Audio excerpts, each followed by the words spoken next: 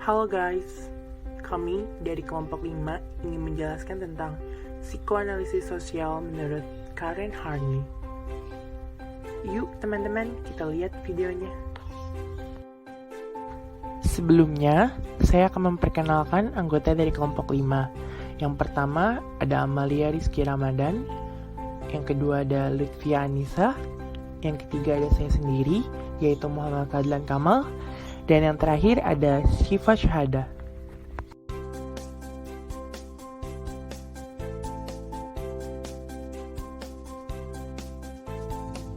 Gambaran umum psikoanalisis sosial Karen Harney.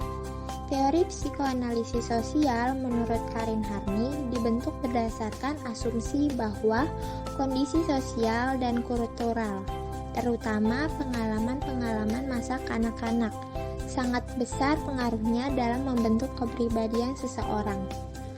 Orang-orang yang tidak mendapatkan kebutuhan akan cinta dan kasih sayang cukup selama masa kanak-kanak akan mengembangkan rasa permusuhan dasar atau basic hostility terhadap orang tua mereka, dan sebagaimana akibatnya mengalami kecemasan dasar atau basic anxiety. Pengalaman Harney mengenai kepribadian merupakan refleksi dari pengalaman hidupnya.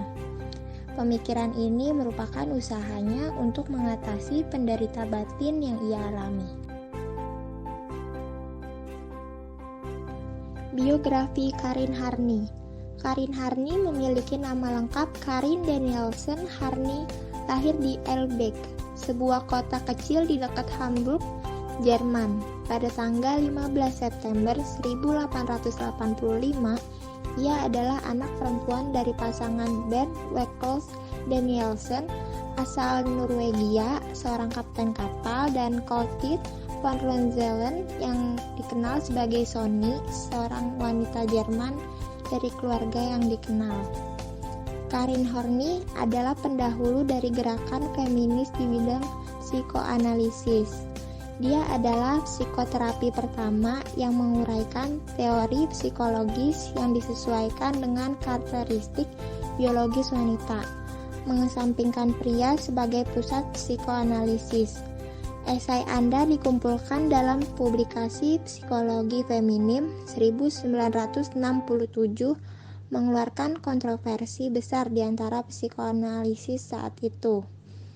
Harney lahir dan belajar di Jerman. Dia adalah salah satu anggota pendiri Institute of Psychoanalysis of Berlin atau Berlin Psychoanalytic Institute.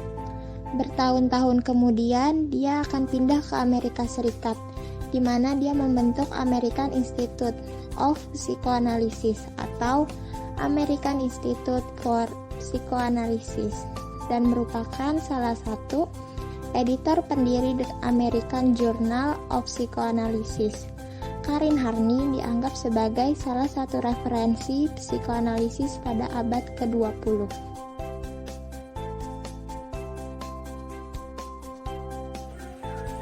Selanjutnya ada pengantar teori psikoanalisis sosial.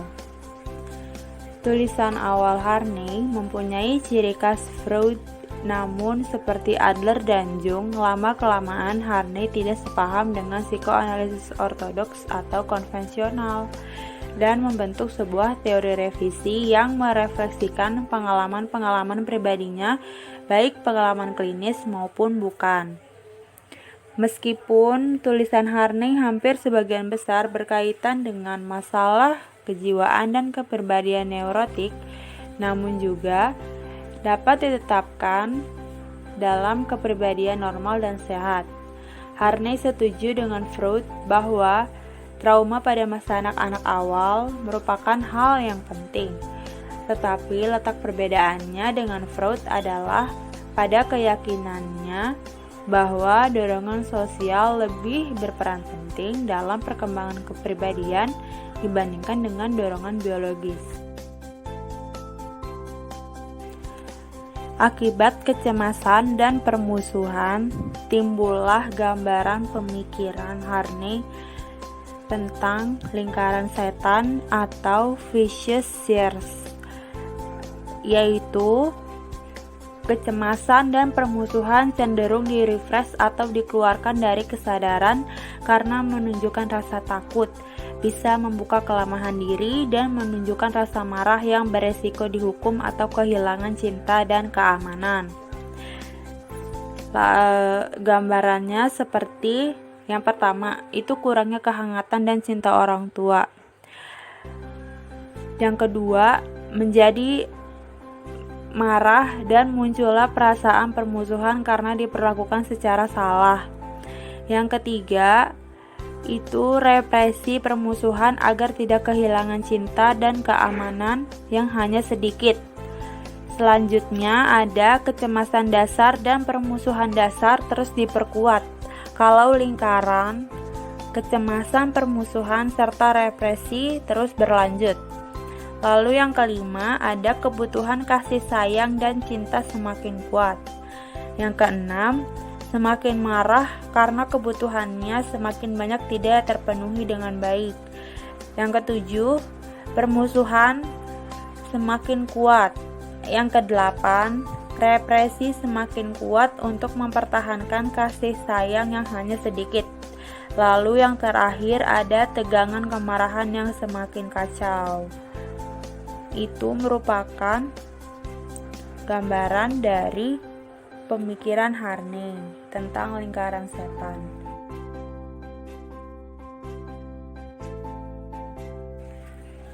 Nah, teman-teman, selanjutnya ada kecemasan dan konflik atau permusuhan dasar dan kecemasan dasar. Menurut Harney, semua orang mengalami creature anxiety atau perasaan kecemasan yang normal muncul pada masa bayi. Ketika bayi yang lahir dalam keadaan tak berdaya dan rentan, itu dihadapkan dengan kekuatan alam yang keras dan tidak bisa dikontrol. Bimbingan yang penuh kasih sayang dan cinta pada awal kehidupan membantu bayi belajar menangani situasi berbahaya itu. Sebaliknya, tanpa bimbingan yang memadai akan mengembangkan basic anxiety, basic hostility, dan terkadang neurotic distress. Konflik interpersonal atau kebebasan versus dengan kesepian. Konflik adalah pertentangan antar kekuatan yang berhadapan dalam fungsi manusia dan tidak dapat dihindari.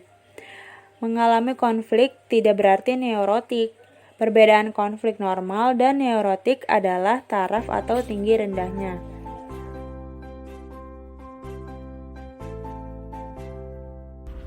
Dorongan impulsif. Sejak awal kita sudah menyebutkan neurosis dan kebutuhan neurosis. Namun, kita belum mengetahui apa saja kebutuhan neurotis tersebut, yang merupakan sebuah cara untuk melawan kecemasan dasar. Horne menyebutkan ada 10 kebutuhan neurotik.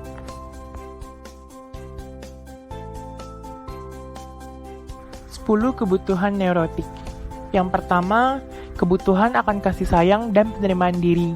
Kebutuhan ini akan dipuaskan dengan cara menyenangkan orang lain, memenuhi harapan orang lain, tidak asertif, tidak nyaman bermusuhan dengan orang lain dan diri sendiri. Yang kedua, ada kebutuhan akan rekan yang kuat. Pada kebutuhan ini dipuaskan dengan mendekatkan diri kepada orang yang berpengaruh dan tidak mau ditinggalkan. Misalnya, Harney selalu terlibat asmara dengan beberapa tokoh, walaupun sudah menikah seperti Erich Fromm. Yang ketiga, kebutuhan membatasi hidup dalam lingkup yang sempit. Kebutuhan ini akan dipuaskan dengan cara tidak menonjol, merasa puas di nomor kedua, merasa cukup dengan stimulus yang sedikit, dan menurunkan kemampuan mereka. Yang keempat, ada kebutuhan akan kekuasaan. Pada kebutuhan ini akan dipuaskan dengan cara mengatur orang lain, menghindari perasaan lemah, dan tidak pintar. Yang kelima, kebutuhan memanfaatkan orang lain. Pada kebutuhan ini akan dipuaskan dengan cara menilai orang lain berdasarkan bagaimana orang lain tersebut dapat digunakan. Yang keenam, ada kebutuhan akan penghargaan sosial.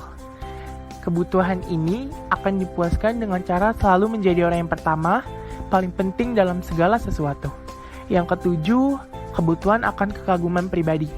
Kebutuhan ini akan dipuaskan dengan cara menuntut rasa kagum dan penerimaan dari orang lain atas diri mereka.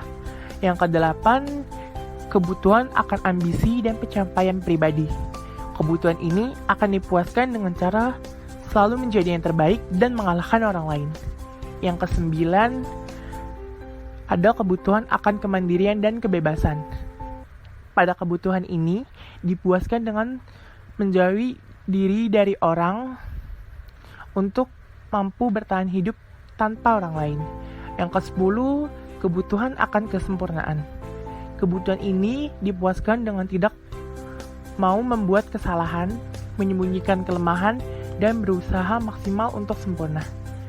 Nah, kecenderungan neurotik ini merupakan bagian teori Harney tentang neurosis. Artinya, teori ini berlaku bagi orang yang neurosis. Namun, Harney mengatakan bahwa teorinya tersebut juga berlaku untuk orang yang sehat dan normal. Perbedaannya adalah individu normal akan sadar ketika menggunakan cara itu untuk menghadapi orang lain. Sedangkan orang yang neurotik tidak sadar ketika menggunakan cara itu menghadapi orang lain.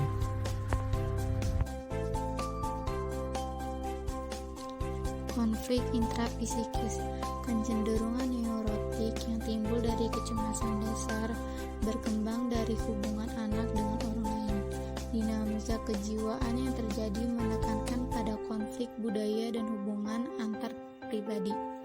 Dalam hal ini, Horney tidak mengabaikan faktor intrapsikis dalam perkembangan kepribadian. Menurutnya, proses intrapsikis semula berasal dari pengalaman hubungan antar pribadi yang sudah terjadi menjadi bagian dari sistem keyakinan. Proses intrapsikis itu mengembangkan eksistensi dirinya terpisah dari konflik interpersonal.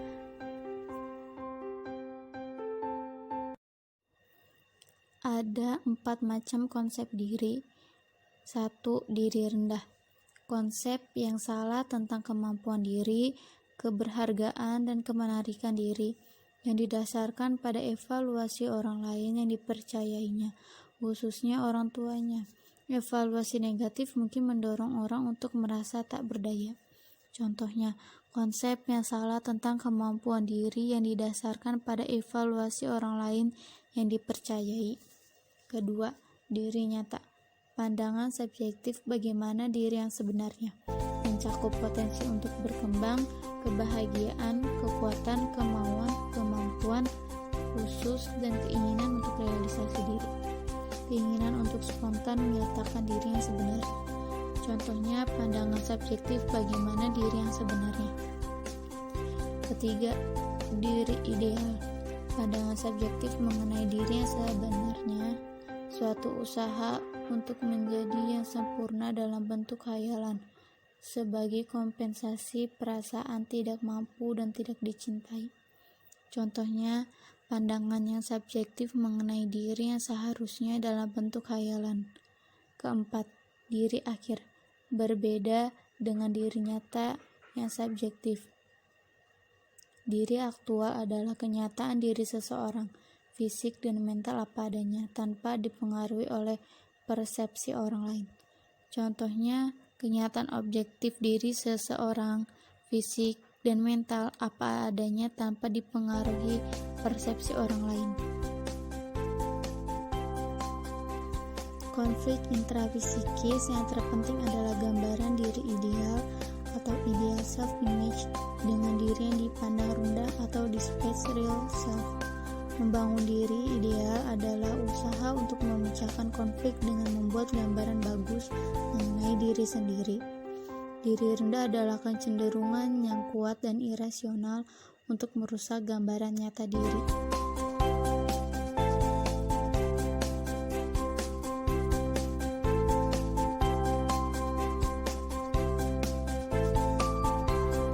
Itulah penjelasan tentang psikoanalisis sosial menurut Karen Harney dari kelompok kami. Terima kasih atas perhatiannya. Kurang lebihnya mohon maaf. See you in the next video.